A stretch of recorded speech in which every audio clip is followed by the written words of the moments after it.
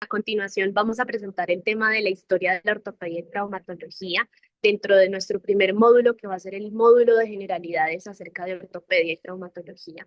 El objetivo principal de esta charla del día de hoy va a ser analizar cómo se ha transformado la adquisición del conocimiento y la validación del mismo a través del tiempo en torno a las patologías del sistema locomotor. Vamos a entender también un poco acerca de cuáles son las razones principales que nos han motivado a llevar a cabo estas transformaciones dentro de la práctica en el ámbito de la ortopedia y traumatología. Y por supuesto, reconocer cuáles son esas principales influyentes o personajes que han marcado en la historia un hito de los conceptos y las prácticas actuales de la ortopedia y traumatología. Comencemos la historia un poco atrás, acerca de alrededor 3.000 años atrás, en donde en la época de la etapa de la prehistoria y de la antigüedad se describían o se describen actualmente hallazgos arqueológicos en donde vemos o evidenciamos algunas secuelas o algunas muestras arqueológicas de fracturas antiguas que incluso fueron tratadas o que se evidencia que fueron tratadas con alguna inmovilización en seres o en esqueletos que son prehistóricos, que tienen muchísimos años ya en descomposición y que pues en este momento solamente queda, digamos, esa prueba.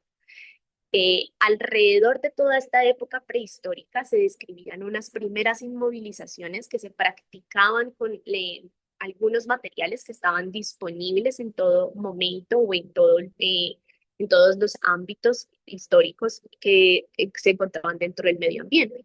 Uno de esos ejemplos es esta imagen que pueden ver dentro de nuestra presentación, en donde se evidencia lo que aparentemente sería un codo inmovilizado alrededor con algunos troncos de unas ramas, que son ramas incompletas. Fíjense que ni siquiera en este momento se pensaba en tallar la madera, sino que estaban cortadas o estaban recogidas y de esa misma manera pues, se buscaba la inmovilización del miembro afectado.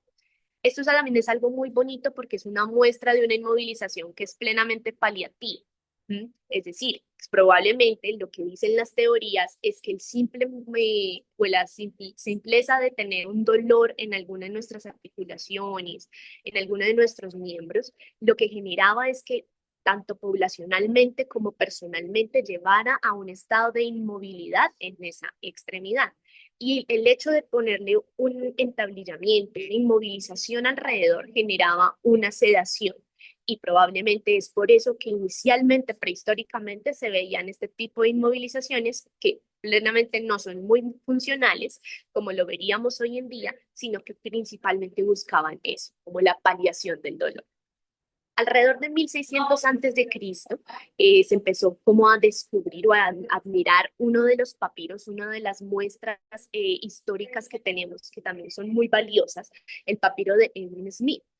Cabe aclarar que el nombre del papiro de Edwin Smith es en honor a quien lo escribió, quien lo descubrió y posteriormente lo hizo público, no en quien lo escribió, porque pues claramente estos son muestras egipcias, son unas muestras de una cultura que es muchísimo antes de conocer las culturas de hoy en día.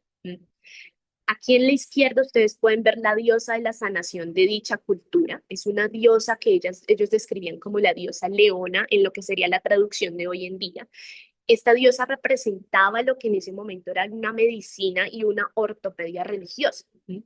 Que todavía estaba todo muy guiado hacia lo mítico, hacia pensar en que quizás hay algo o alguien más que estaría encargado de sanar todas esas deformidades y esas secuelas que se producían posterior a los traumas, posterior a algunas enfermedades que generaban alteraciones musculoesqueléticas. Este papiro estaba escrito en un lenguaje que es una transformación de los jeroglíficos, y este lenguaje posteriormente, muchos siglos después, fue traducido y se evidenció que ellos describían 45 casos, alrededor de 45 casos, donde se describía paso por paso cuál fue el tratamiento que le dieron a unas fracturas en específico que generaban unas deformidades particulares en las extremidades de las personas. También con toda esta cultura se crearon algunos papiros, algunas muestras de lo que sería el instrumental que en ese momento utilizaban para tratar o intentar de arreglar, de solucionar esas deformidades que se encontraban. Probablemente ustedes podrán identificar aquí algunas de las formas que serían hoy en día algo que podríamos conocer como un serrucho, como un cuchillo, incluso teniendo velas o símbolos que podrían significar antorchas o la presencia de fuego en esa cultura de esa nación. Hacia alrededor de 600 años antes de Cristo, se aparece algo que se denomina el Sushruta Samhita, que es uno de los textos guía de la medicina Ayurveda, en donde aparecen estos cuatro términos que posteriormente van a cambiar la percepción de alrededor de casi todo el mundo acerca del tratamiento de las fracturas. Lo que sería la tracción, la presión, la reducción y la fijación. Por respeto al lenguaje, no las voy a pronunciar en el lenguaje original donde se escriben, debido a que pues probablemente ninguno de nosotros sepamos exactamente cómo se pronuncian hoy en día estas palabras, ya que se escribieron hace muchísimos años y también son producto de algunas de las traducciones que se generan dentro de nuestros textos a nuestras lenguas. La medicina hipocrática, que aparece alrededor de los 460 años antes de Cristo, también se genera una transformación muy importante en los conceptos de la medicina y de la ortopedia, debido a que dentro de esta medicina ya comienzan a hablarse un poco más de términos anatómicos y aparecen otra vez nuevamente algunas otras fuentes o teorías de lo que serían las enfermedades. Recordemos que en esta época estaba muy en auge lo que sería la explicación de todo lo que es los humores. Entonces estaba el humor sanguinolento, el humor flemático, que también podrían asociarse a algunas de las deformidades que se generaban desde la infancia. Y eso, digamos, esa discrepancia o esa desnivelación, esa impotencia que tenían entre los humores, generaban también posteriormente durante la adultez algunas otras manifestaciones. Entonces, dentro de toda esta cultura se generó como esta participación. Posteriormente aparece Galeno, y Galeno genera una transformación muchísimo más grande, porque es el primero que logra describir algunas de las patologías y algunas de los trazos de fractura. Se dice que más o menos en sus textos que alcanzan a estar publicados, él logra describir más o menos 12 trazos de fractura muy claros que se repetían en varios de sus pacientes, generando y empezando a asociar esos trazos de fractura con unos mecanismos de lesión. Es decir, él ya decía, probablemente no sea tanto relacionado con algo que tenga la persona por dentro, sino que va más relacionado al hecho de que esta persona se cae, posiciona su brazo o posiciona su pierna de cierta manera. Aparece la Edad Media y posteriormente la época del Renacimiento. Y hay algo muy bonito aquí de resaltar, y es que recordemos que la Edad Media se recuerda o se trae como a nuestra memoria como la época del oscurantismo, ¿sí? Una época en donde probablemente por las creencias religiosas y todo el auge político que estaba detrás de esto, fue mucho más difícil para las personas que estaban guiadas hacia la ciencia generar algunos aportes que pudieran generar modificaciones en los manejos y tratamientos de de todas las patologías. Adicionalmente, con la aparición de otras enfermedades que fueron en ese momento mucho más prevalentes y mucho más alarmantes, también se generó, digamos que una de las épocas en donde la ortopedia estuvo un poco más estática y se convirtió en una ortopedia que era muy guiada hacia lo clínico. Con el Renacimiento aparecen estos dos personajes que seguramente ustedes ya han escuchado previamente, Ambrose Paré y Andrea Vesalius, que son dos personajes que nuevamente traen hacia la medicina la percepción anatomopatológica de la enfermedad. Con ello y con la disección se crean los primeros atlas anatómicos en donde se empiezan a describir por qué, cuáles son probablemente los cambios normales dentro de las figuras esqueléticas y cuáles son los cambios anormales o no usuales que podrían asociarse a alguna patología.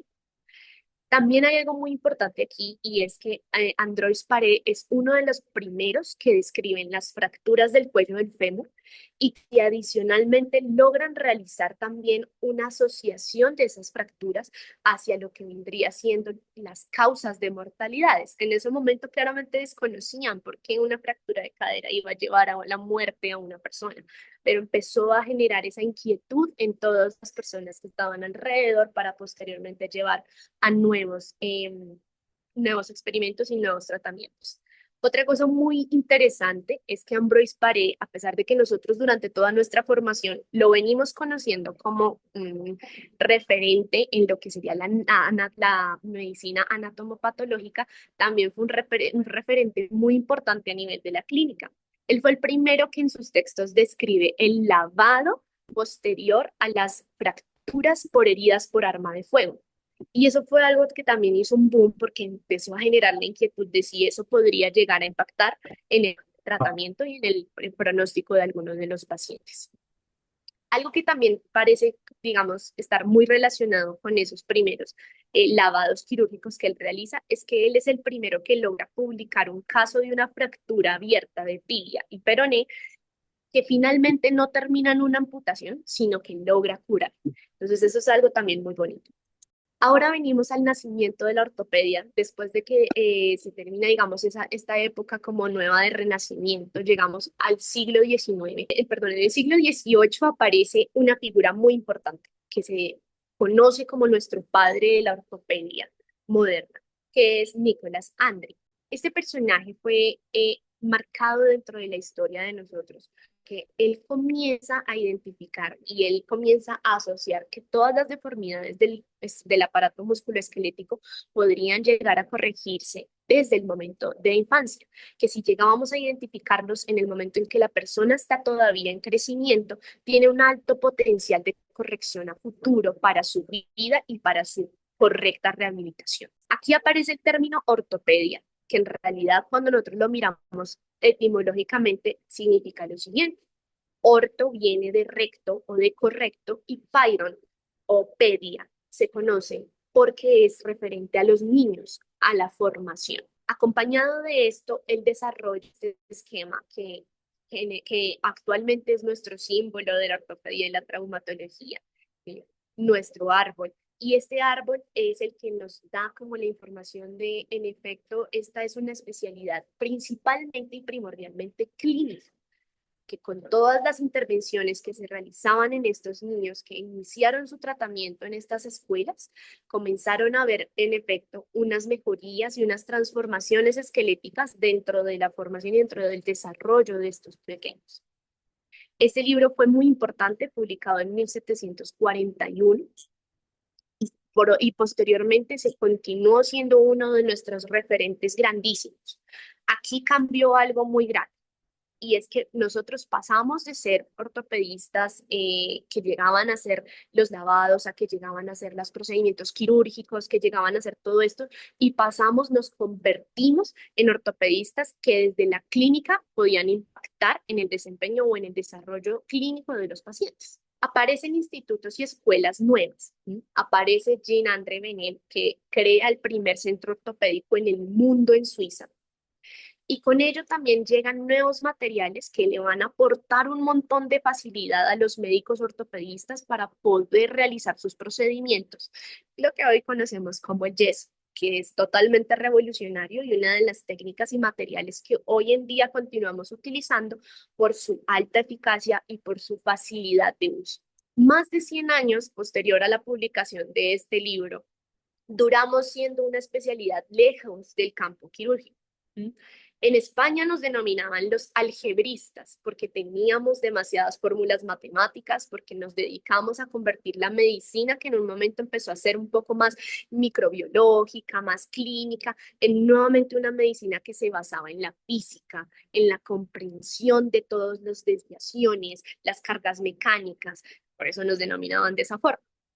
Y resulta que a los cirujanos barberos, que eran quienes realizaban las amputaciones, que eran quienes realizaban los procedimientos quirúrgicos, los tenían en un campo totalmente aparte. Es decir, nosotros no teníamos relación con ellos. Llega el siglo XIX y aquí ocurre un boom para la ortopedia con la aparición de la asepsia, la antisepsia y la anestesia. El doctor Lister, con su introducción a la anestesia, permitió y lograron permitir que los procedimientos quirúrgicos que inicialmente se habían pensado para que lo practicaran los cirujanos barberos, ahora los pudieran realizar cirujanos ortopedistas que estuvieran más entrenados en las patologías osteomusculares y eso podía influir en unos procedimientos que primero pudieran ser más largos, no solamente amputaciones, dos, que fueran más complejos, que utilizaran otros materiales, que se enfocaran en hacer la reducción de las fracturas, reducciones abiertas, comenzaron a aparecer los sistemas de fijación. Adicionalmente, gracias a la anestesia, empezó a disminuir la mortalidad cuando los pacientes se sometían a estos procedimientos quirúrgicos. Eso llegó con algo muy importante, un concepto muy valioso para nosotros, y es que la cirugía dejó de ser un concepto netamente de lo urgente, de lo necesario en el momento, y se convirtió en algo que podríamos planificar, en algo que podríamos pensar paso por paso para llegar a un resultado deseado. Posteriormente, en el siglo XX aparecen las guerras y se vuelven, bueno, digamos que no aparecen porque siempre han estado prevalentes en nuestro desarrollo como civilización. Sin embargo, las guerras mundiales que aparecen en el siglo XX fueron fundamentales para el desarrollo de nuestra clínica. Y adicionalmente aparecen los rayos X. Pasémonos un poquito en esto. En 1895, el doctor Röntgen descubre, literalmente experimentando con algunas placas y algunos rayos electromagnéticos y rayos de radiación, descubre que es los rayos X, que los denominó así porque no tenía ni idea de cómo funcionaban, podían ser una herramienta diagnóstica revolucionaria para ver las estructuras que eran sólidas y que estaban por dentro de nuestro cuerpo. Debido a que él descubre que se pueden visualizar los huesos mediante esta técnica, empiezan a revolucionar todos los protocolos de los hospitales y los enfoques diagnósticos y todos querían tener su máquina de rayos X. Con la llegada de la Primera y la Segunda Guerra Mundial pasó algo que también fue muy importante. Resulta que nos convertimos en una especialidad que no era solamente clínica, ortopedia, sino que también era una especialidad que actuaba en el momento de los traumas, la traumatología. Trauma proviene de la etimología herida y la logía, el discurso, la ciencia o el tratado que busca estudiar las heridas. Este impacto bélico generó que hubieran unas personas que se reunieran para hacer más hospitales especializados en ortopedia. Y hay algo muy bonito en esta historia. Aquí en la imagen de la derecha les muestro lo que sería la férula o la inmovilización de Thomas, el Thomas Splint, que en realidad no se originó para la guerra. En realidad este fue un invento que se inventó Thomas, el doctor Thomas, en el momento en que apareció la tuberculosis y principalmente se utilizaba para tratar sintomáticamente la artritis séptica secundaria a la tuberculosis. Ellos no los llevaban a procedimiento quirúrgico, sino que les realizaban una inmovilización de este tipo, que debido a la tracción que generaba, aliviaba parcialmente los síntomas. Hoy en día, y después de que se dieron cuenta que también funcionaba para las reducciones de las fracturas, en la guerra esto fue impresionantemente importante porque comenzaron a ver y empezaron a tener algunas deducciones de que para las fracturas, sobre todo diafisiarias de fémur y de tibia, funcionaban y generaban una facilidad especial para poder trasladar a los pacientes. Posterior a esto es que se vinieron realizando cambios y ajustes a los métodos de algunas de las tracciones cutáneas y posteriormente esqueléticas que se podían generar en los pacientes y comenzaron a aparecer en todo el campo de tratamiento dentro de nuestra especialidad. Aparece la AO en 1958. 13 de los ortopedistas que estaban en ese momento en Alemania, surge la idea dentro de ellos y comienzan a formar una fundación, una corporación de personas que estaban guiadas y estaban con el ojo puesto en un solo objetivo, que era estandarizar el tratamiento de las fracturas, poner a todos en una misma página para ver si lograban, por medio de evidencia, tener alguno de los como más claras para poder llegar a un tratamiento más certero y afortunado para los pacientes. Con ellos surge Maurice Müller, uno de los fundadores de la AO, y Maurice Müller lo que dice o lo que propone entre varias de sus propuestas o de sus aportes dentro de la función es que tenemos que empezar a basarnos en unos principios. Posteriormente, estos principios fueron más formados, un poco transformados, hasta que finalmente llegamos a los cuatro principios claves de la filosofía AO, que los hablaremos en otra charla específicamente para poder tenerlos también en mente, que son básicamente la reducción, la fijación, la permanencia o la mantenencia de la vascularización y la movilización temprana de los pacientes. Este avance tecnológico global lo que hizo fue que muchos de los procedimientos que se realizaban en varias partes del mundo pudieran llegar a otros lados del planeta y lograran llegar, digamos que, a una transformación progresiva hacia la mejoría. Por ejemplo, aparece también Gravin y Lizarov, que es uno de los referentes más importantes hablando de la fijación externa circular y también trae consigo a la ciencia el concepto de distracción osteogénica que posteriormente se va a convertir en algo muy importante para esos pacientes que en un momento se había dicho que ya no tenían ninguna oportunidad de salvamento para sus extremidades y que se consiguió con este manejo tener alguna otra opción. John Charney aparece y introduce la artroplastia, que inicialmente aparece como la artroplastia de cadera, con unas prótesis que eran muy robustas, muy amplias, muy pesadas y que tenían una vida media muy corta, pero posteriormente se fueron modificando. Y Masaki Watanabe aparece también para introducir los principios de la artroscopia, que empieza a modificar también el concepto incluso de los tejidos blandos musculoesqueléticos que podrían llegar a ser intervenidos por medio de métodos menos invasivos. ¿En dónde cabemos nosotros como Colombia dentro de este panorama? En Colombia tenemos a la Sociedad Colombiana de Cirugía de Ortopedia y Traumatología. ¿Mm? Este organismo es un organismo rector en la educación continua, en la acreditación de programas de residencia, en la investigación y en la organización de congresos tanto nacionales como internacionales. La SCOT se caracteriza precisamente por representarnos también a nivel global. Es una revista que es indexada y eso también nos ha hecho ser partícipes de muchos otros avances que se han hecho alrededor del mundo. Pero mucho antes que la SCOT apareciera o que estuviera dentro de nuestro auge grandísimo y que estuviera establecida, había o estuvo muy presente un doctor, que es el doctor Augusto Sarmiento, uno de nuestros más grandes representantes a nivel global, que describió el manejo funcional de las fracturas en los huesos largos, introdujo una nueva metodología y un nuevo pensamiento acerca de su mismo brace, el brace que lleva su nombre, el brace de Sarmiento, que permitió también transformar muchos de los pensamientos que se tenían anteriormente de la ortopedia, en donde los manejos médicos quizás eran manejos que eran muy rígidos, constructos que quizás no tenían gran movilidad para los pacientes, que quizás tenían alguna limitación y nos empieza a introducir algunos de los pensamientos en donde dice, espérese, no todo va a cirugía, sino que también hay manejos médicos que pueden funcionar. El doctor Augusto Sarmiento fue presidente de la AOS, que es la Asociación Americana de Cirujanos Ortopédicos a nivel internacional. Y para él fue muy importante todo este momento, pero para nosotros como colombianos también.